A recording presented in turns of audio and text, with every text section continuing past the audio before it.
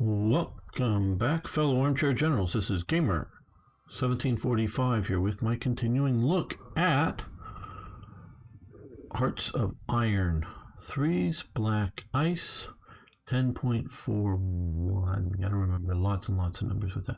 Let's continue this. If you're at all concerned about whether there should be 8 brigades or 7 brigades without the transport unit, or keep it just the way it is. Yes, if you want to keep it just the way it is, you don't have to do anything. But if you're at all concerned and want one of those two solutions, it would be best if you commented either on my forum post in the Paradox forum. That's probably the best. Or you can also comment on the video that I made about it that is out to show that there is a groundswell of support, and it isn't just me trying to be like, hey, do it my way because I'm the YouTuber, because look, I know that my opinions will influence people, but I don't always have popular opinions. I know that. And so maybe the influence, even however many people, it's maybe just a relatively small number of people as to a percent of the player base. Okay, armor plate thickness. So yeah, if they don't know you want it changed, you think it's important enough to make a posting somewhere about it to change it. Oh, and also, of course, if you haven't already, you can subscribe to the channel. You can like this video. Simple things. Or you can even, for as low as $1 a month, help me out on my Patreon page. Link below. I am planning eventually some exclusive content. Right now, mostly you just get, there's a few exclusive things there, but mostly just get early looks at stuff by a few days. Yeah, we'll do short barrel, high explosive gun.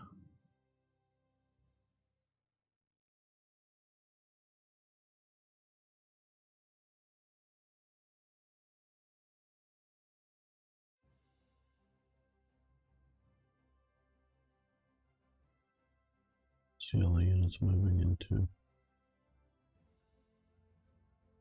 areas near the front, being very threatening. Yeah, because some of them came too fast. Would like supplies? Yes, you may have supplies. Okay, so diplomacy. Who can I sell some supplies to? Not so much you. Soviet Union looks good. Okay, so let's see if we can throw those. I think, yeah. So let's see if we can put like 10. There we go, close enough. Hopefully that will get us a nice positive cushion. But we're no longer going to receive 16 money for fuel. Oh, we might not have been receiving that anyways. Since the restart of this, no, we were receiving that. Okay. Okay, military police advance.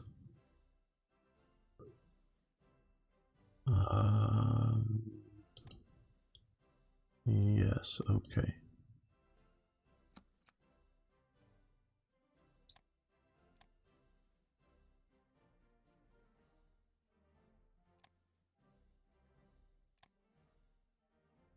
It's best to get these things done early.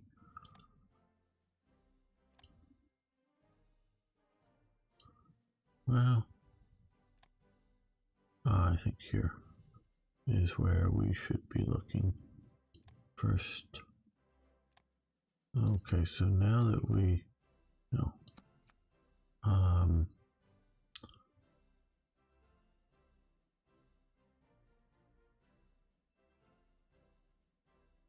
Sweden, they're not liking us enough. Switzerland, not enough money.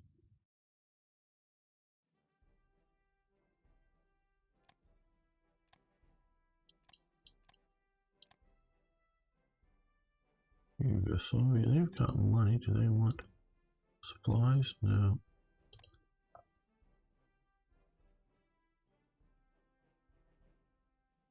No oil. Are they selling it all to someone?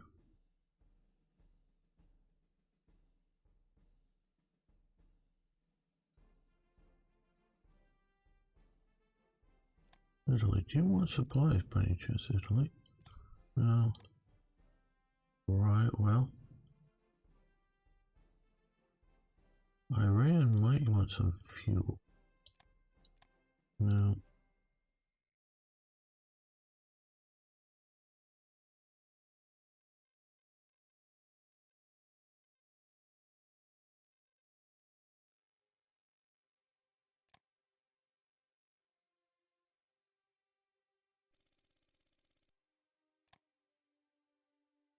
You certainly may have energy to fight the Reds.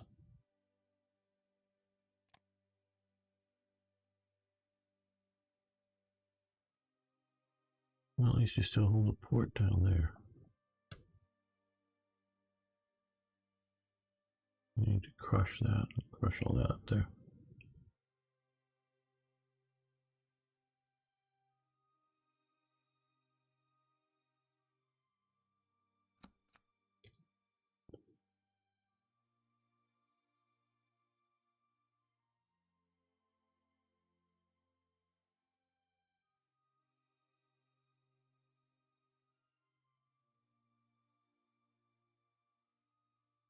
Soviet Union's now in a deficit.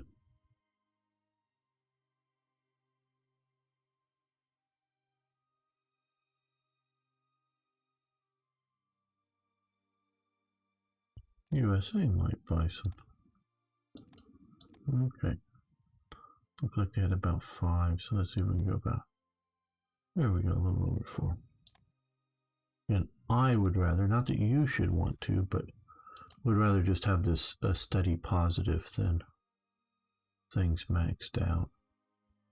I would prefer to put this on something of an auto and have it done on a reasonable sort of basis.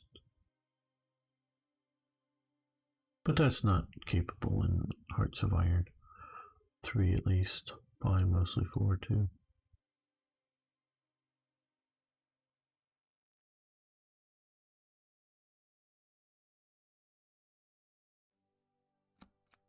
We're way overproducing supplies. We have a pretty large cushion, so let's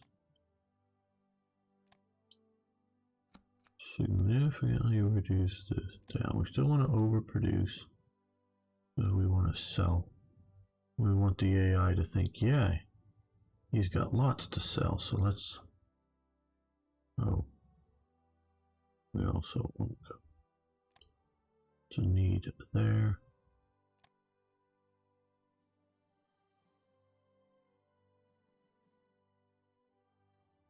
That will really help us. Yay, more ICs, which means more costs for things. More.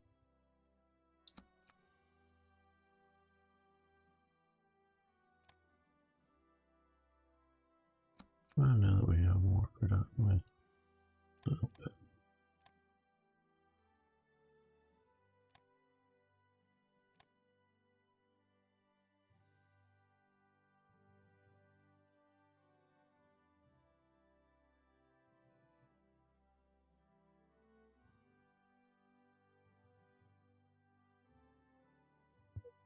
Well, who can I sell to?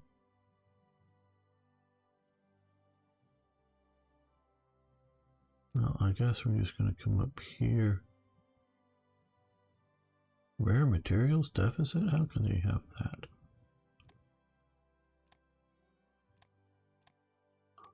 I've got Dutch East Indies.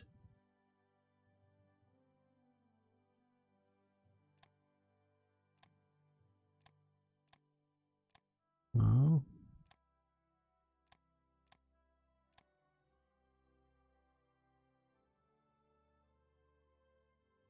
Mexico. Mexico, you should like us now. We sent you a Zimmerman telegram that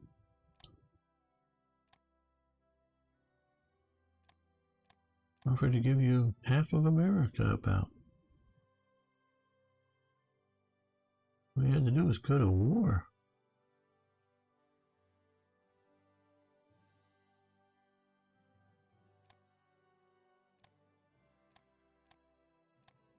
Okay.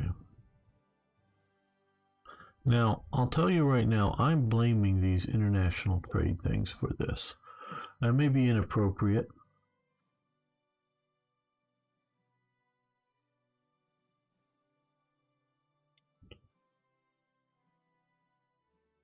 My last playthrough, I think you got a little further and was having an easier time with it.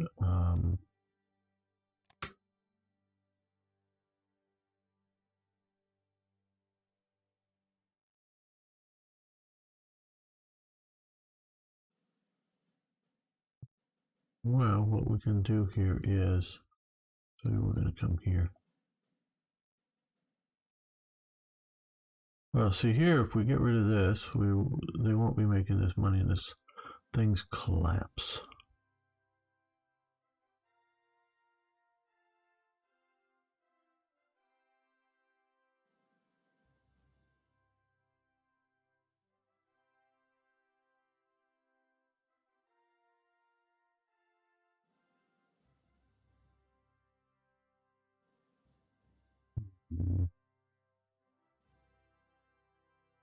Then we won't need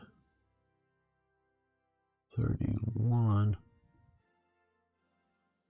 Okay, let's do this. And then we were down by that. So we're going to need a little more of that.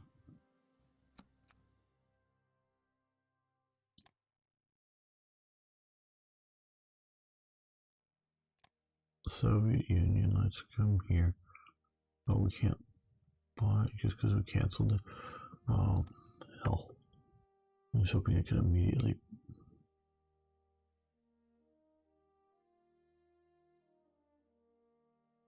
Should have bought first. Okay, well now, because we're no longer buying in the Soviet Union, we're positive. Okay, what's the date? 27th. So about 6 more days.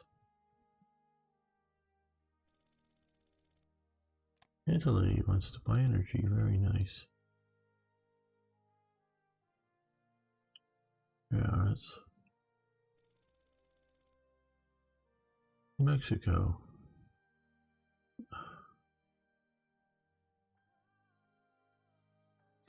Would like money each day in exchange for fuel. No, I'm not selling fuel.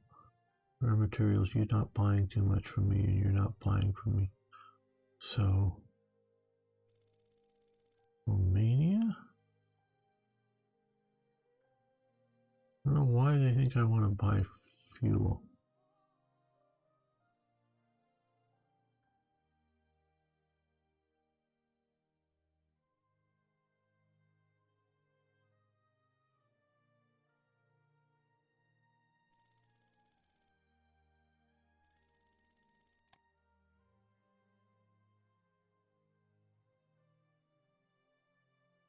I don't want fuel. Rare materials I'll take.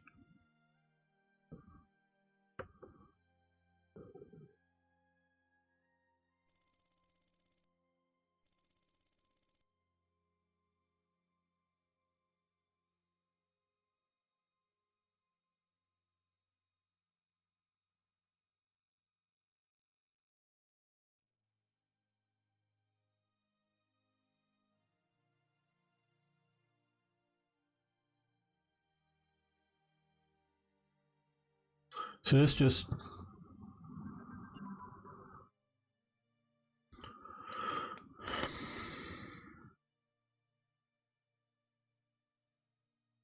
gamer's trying to calm himself and trying to analyze the situation at the same time.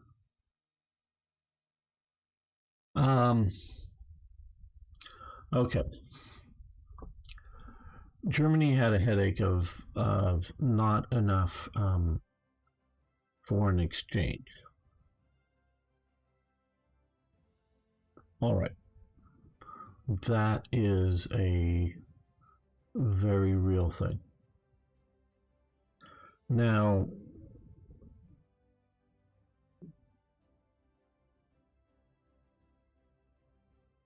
that was a product of several things.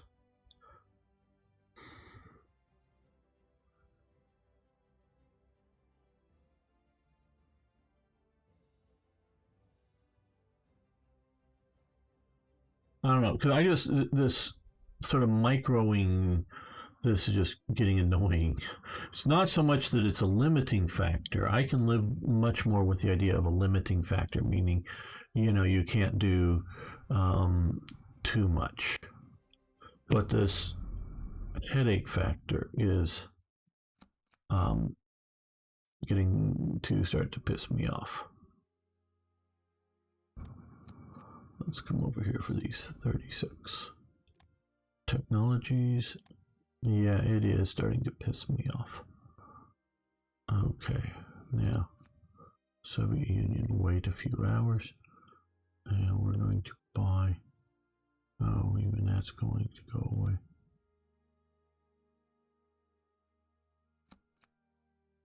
Okay, good. Well, they're in a deficit of 40 money. But I don't have 40. Okay, let's see. We're going to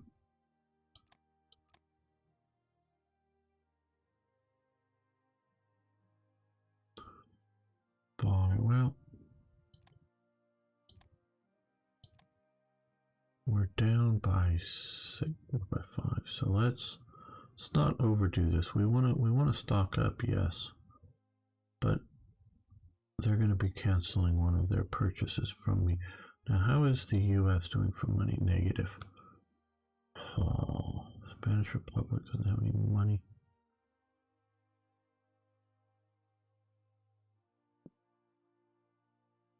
Yugoslavia. Why don't you like me, Yugoslavia? Okay, well, let's play the diplomacy game of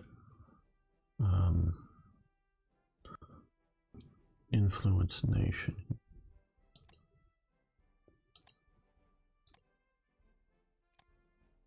No, I don't play the diplomacy game well.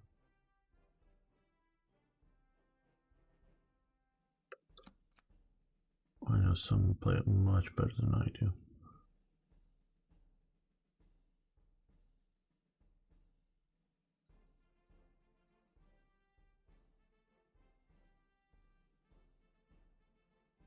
Well, let's do that at least and have the ones more completed. We're done first.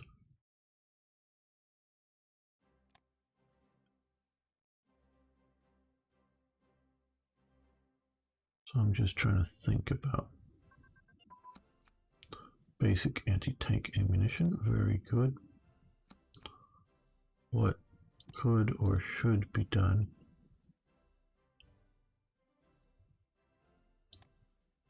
So I'm trying to like the, or accept, if not like, the whole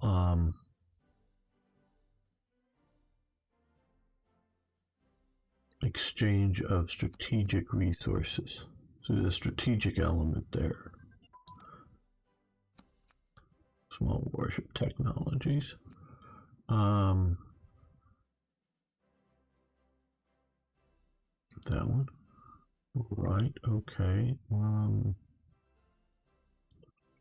there's a 35 engineer. So we'll just change it to resources. Yeah. But that's what we already have up here, these tradable things.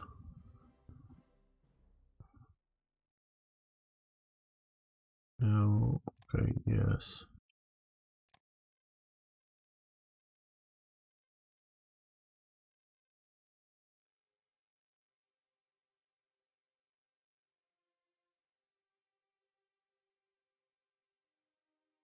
Okay, well.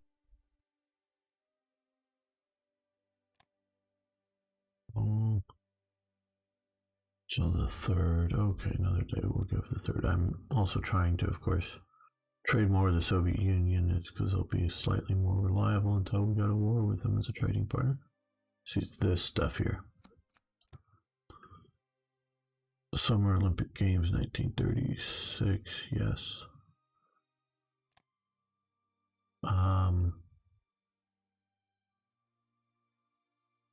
I think the nations are saving up money for.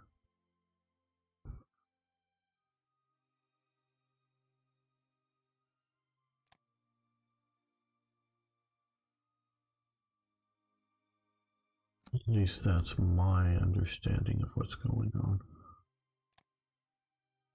Okay, let's see if we can buy that much.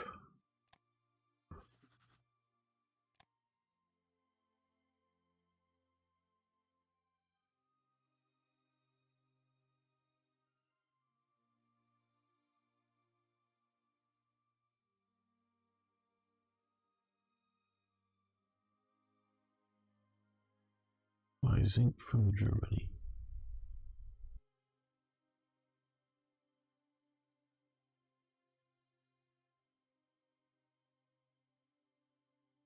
Okay. Oh, we got a lot of money from that.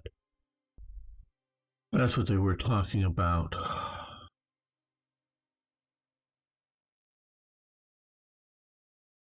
That this, you sell something, you get huge amounts of money.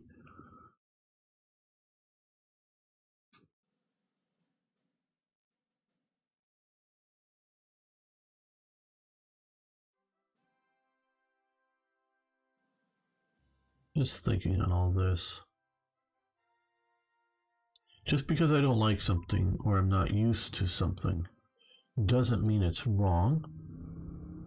I want to fully acknowledge that. But I'm trying to.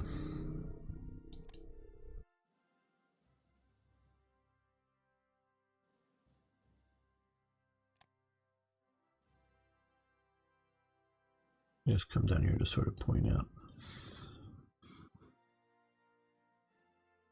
See, if I wanted to trade with somebody for copper, I would get 10% more metal. Now, do I need metal at this point? Not really. I could see about. I think we still can. I know there's been changes here, but well, no, when they redid this thing, these are on top of each other. I don't know if that's what they want to show. Something else. Can we still build? Yes. Steel refineries to do more steel. Coal fields for more coal. Now, what I really think would be good at the moment here is, or somewhat useful. It's okay. We're going to build two of these, one right after the other, of course. Let's move that to the top. Just to build up a little more synthetic oil, basically. To keep remembering there isn't TRE, so some of the synthetic oil plants don't happen.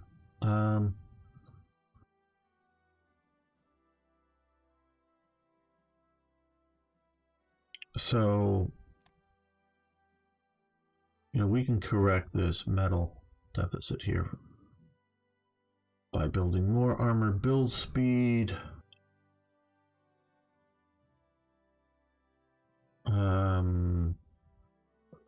With a molybdenum or manganese, kind of chromium or some sort of stuff. I don't know exactly what you need. All of them, some of them. Get armor build speed up, or naval build speed up, or we're not at a money shortage state here. Which is what I don't like, but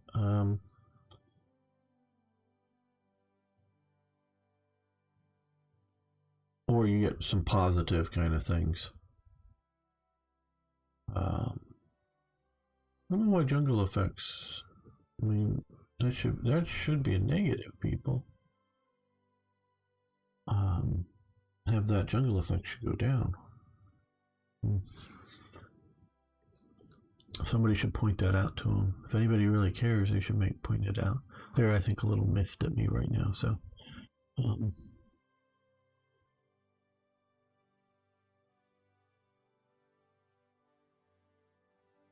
we obviously have these positive effects here. And so I'm not personally. I mean, all this, of course, matters. It does. And what that's supposed to do is drive your conquest goals. Like, you want more manpower? Go get some black soil. You want to reduce winter effects? Get some fur sources, that kind of thing. So it's meant to be a driving factor for the wars, and a somewhat realistic bonus for achieving things.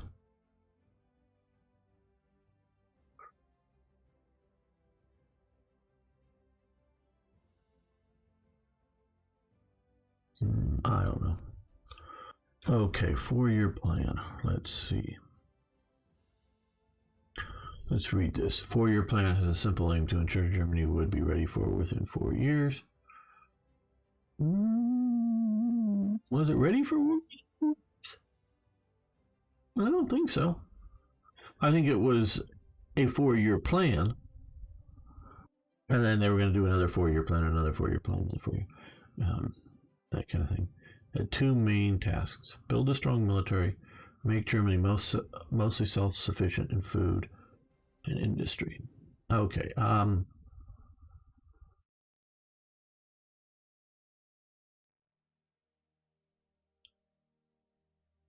Yes. I don't know where they're getting a lot of as part of the 4-year plan. Thank God. I don't know everything. I don't know where they're getting this little blurb from. I just don't know. Now that is a fairly early. That I think is a photo of during speaking. At least I have it. It's associated with during speaking after taking over Austria and wanting to get rid of the Jews. You can see he's wearing his Blue Max medal, but he doesn't have his later Super Knight's Cross thingy that was just for him with platinum etching and whatnot on it. Okay, the 4-year plan was a series of economic measures initiated by Adolf Hitler to put Hermann Goering in charge, and who put Hermann Goering in charge. Goering was made Reich plenipotentiary. I need to get something to drink here. My mouth will work better. Whose jurisdictions cut across responsibilities of various cabinet ministries, including that of Reich Minister of Economics, the Minister of Defense, and the Minister of Agriculture. Under the Goering 4-year plan, under Goering, the 4-year plan was highly focused upon readying the nation for war. Production of iron and steel had already been improved under Schacht's leadership. This trend continued between 1936 and the outbreak of war. Likewise, engineering and chemical production continued to increase. Important. Promote Goering to armaments minister to gain a strategic effect. If Goering isn't armament minister, the 4-year plan will cease to trigger and benefits won't occur. Okay, that I agree with. See, how do I put this? There's a lot of ideology running around, and sometimes ideology, even within one person of Hitler, sometimes it's contradictory. Hitler likes competition. Hitler was not an advocate for government ownership of, direct ownership of the means of production. The means of production were collectively owned by the nation. Excuse me. Hiccuping here a little bit. Collectively owned by the nation. but he wasn't for like a government-owned factory as a primary um,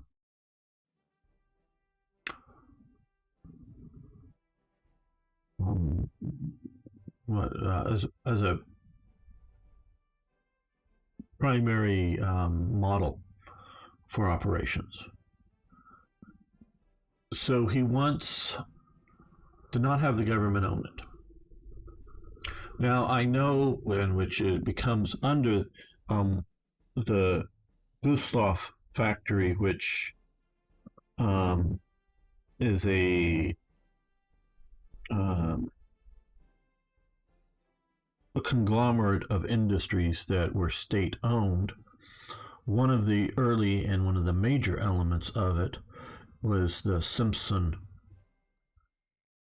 um, firearms manufacturing in Schul that was been described as the smallest of the big arms manufacturers. So it's not the smallest arms manufacturer, just the smallest of the big ones is how it's been described. And that was my understanding the main reason they were allowed. They were the ones set up to continue, just sort of on the idea of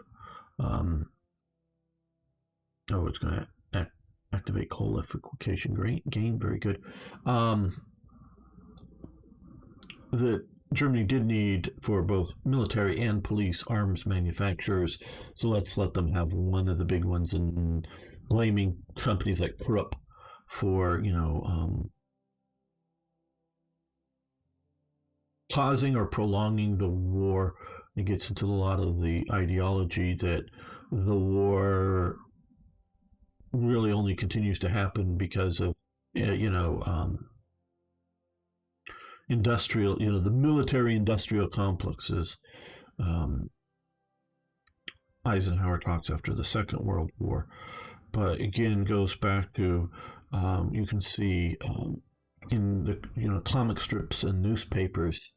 A popular one was about a orphan little girl named Annie. There's plays and movies, but the hero in it is, of course, Daddy Warbucks.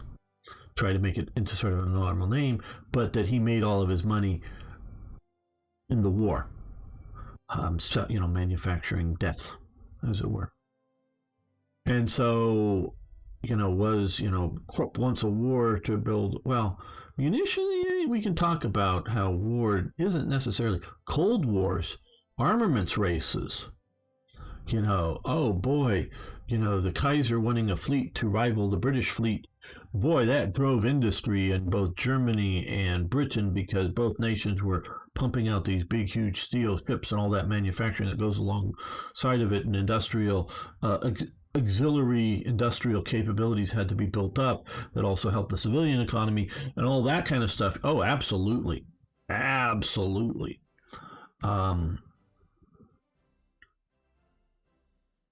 But sinking of ships, yes, theoretically, you sink a ship, one of your ships gets sunk, you need to replace it.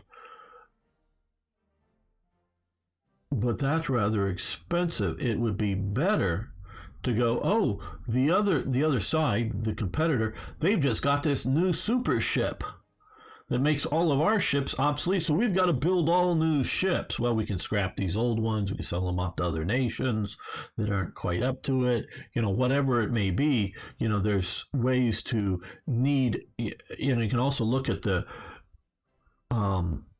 small arms developments that are going on. France, they're the first ones to adopt in a major way. We can always find things. A magazine, with more than one round per shot. First ones to adopt that, and the first ones to adopt a proper smokeless cartridge. Now, because they were the first, they leapt, and just all the nations about 5 years before, roughly, France does this. All of the nations had just adopted a black powder cartridge in a bolt action single shot kind of thing. So now 5 years later, they've got to make all new guns because all their guns are now out of date. All their guns are completely out of date. And so they got a rush to make all new guns. Now, because France did it first, and they were trying to keep their cartridge and trying to get perfection wouldn't be the right term, but more practically effective semi-auto is why they end up in not having a. They're the ones with the most out of date small arms. So it is better not to go to World War I and have huge economic catastrophes going on for your industry, even if your industry is pumping out all of the, whether it's the bullets or whether it's the rifles. It would be better just for industry every 5, 10, or maybe 20 years, because some of it's just almost too expensive to burn through every 5 years or something, all new arms for a nation.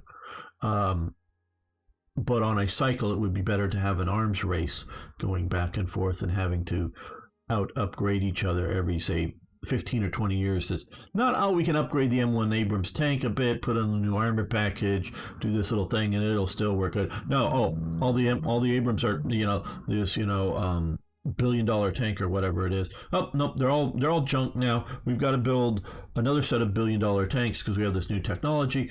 And instead of having service life of 40 or 60 years or something like the Abrams is ending up having, after 10 or 20 years, got to get rid of all those $1 billion Abrams, another set of, Abrams 3, Abrams 4, all new tanks. That is so much better from a money-making thing for a factory owner than actual big bloody war. Now, you're sort of dropping bombs out in Afghanistan, and we can see, for the nations that, like the U.S., that are doing it. And yes, there are people that die tragically, and there's people that come back horribly wounded, and of course a lot of people with PTSD. I'm not making light of it, but as it really affects the nation, is Britain really suffering from a crippling amount of people that are torn up by their participation in Afghanistan or Iraq, and paying for whether it's PTSD or physical damage, that these are just basket cases? No, they're not. I mean, I'm sure I'm sure they're more costly on the national health system in Britain than maybe the average citizen, but Britain isn't crippled dealing with all of the, negative effects of their involvement in Afghanistan and Iraq, like the U.S. isn't. So you can, a few colonial wars kind of thing, that can be put down to being good for the big business. That definitely can. Start to get something on the scale of Vietnam with the levels of draft, the levels of manpower that's ongoing, not just briefly, because most of, that starts to becoming caustic on society, not just a thing out in the, few volunteers who go to war kind of thing. So, Now, so that was why Simpson was picked, because they thought Krupp and other steel manufacturers pushed Germany towards war with some of the ideology. So Hitler doesn't want to do too many state-owned operations, but they do. Like we say, some of the early ones starts with, because it's Jewish primarily, the Nazis confiscate Simpson and Sons manufacturing. I forget what it's called for a while. Eventually, after Gustav is murdered. Where is against the law, but he's killed. They start ending up owning some manufacturing of like small arms rifles. Gustav makes like rifles and pistols and that type of thing. Also full gasifiers and other things, because they have multiple factories. But there's also what is developed is Hermann Göring Werk. Probably saying works wrong, but whatever. No, Göring doesn't own it. I don't know if he's specifically skimming funds off the top of it or out of it, or is just using, people are bribing him for things within the society that he makes money off of it, yes, but he doesn't own it. It's just his name on the door. And he has I think mostly Funk and a few other people are sort of running it on a day-to-day basis. Now, to my knowledge, Hermann Goering Werk is mainly an industrial concern that's involved with resource extraction, mining it, if you will, and processing it. Things like, refining. I don't know how much directly, because it was Luna and a few of the other gasoline companies that seem to be more directly doing the ownership of the. Now it is tied within the program of the 4-year program, but doing with the coal, coal liquefaction, the artificial gasoline or whatever. So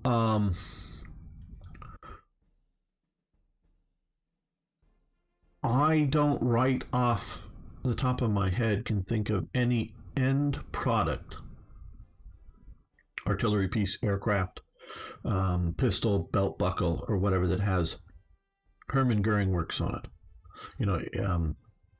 or the G symbol that they use as an end product. But they are, they do essential production that helps other things. A good example was, I forget, we'll just call it right offhand for short, a rare earth mineral. And I remember there's a major deposits of it in Morocco. That there was a major deposit of it in Germany. And at this time, 1936 type 38 time period, the major deposit in Germany, wasn't a very rich deposit, meaning the percentage of this rare earth mineral within this deposit was like, I don't know, like 1% or 10%, it doesn't matter the percent. But the German government tried to get the major manufacturers or the mining companies to deal with this, and all the mining, from my reading of it, their determination was it wouldn't be very profitable. And so you might be able to operate the factory at a profitable rate, but building the factory and then getting your return back from building the factory, because, you figure you build a factory, you want it to be truly making a profit, I don't know, within 20 years, if not 10 years. And they're like, yeah, this is going to take 40 years, 60 years, whatever they may have determined to make it back to getting profit from our investment. So all the companies that are of any significance turned down the government. This is, again, somewhere, but this is a bit, I think, this was into the 4-year plan. The Nazis are in fairly well controlled. You always have to look at the progression of things. The major companies are able to just tell the government, no, sorry, no. Well, so it could be done profitable, but the companies aren't looking at it from either, because one, the government isn't going to tell them, oh, we're going to war in about, let's see, 4 to 8 years, somewhere in that time frame. We're going to go have another major war. And a lot of these companies probably would have leaked the information out at some point for whatever reason. So they can't quite tell the companies that that's quite the plan to do that, and whether they would have, patriotically stepped up to do this or not. Well, so the Hermann Goering Works goes after mining of this rare earth mineral kind of thing, and sets up a mining element and a refining element, all dealing with it. And so I don't know that it ever turns a profit in a sense, because of all the government investment in setting up the mining operation. So, but this allows Germany to be more autarkic, as they're saying here. And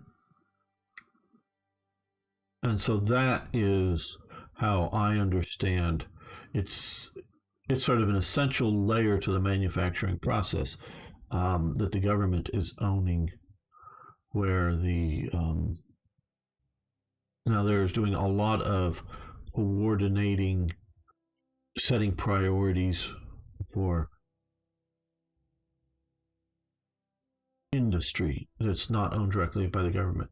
And within the Nazi ideology, and of course, as the war goes on, it actually becomes more and more centralized, more and more government actually controlled, whether ownership or not.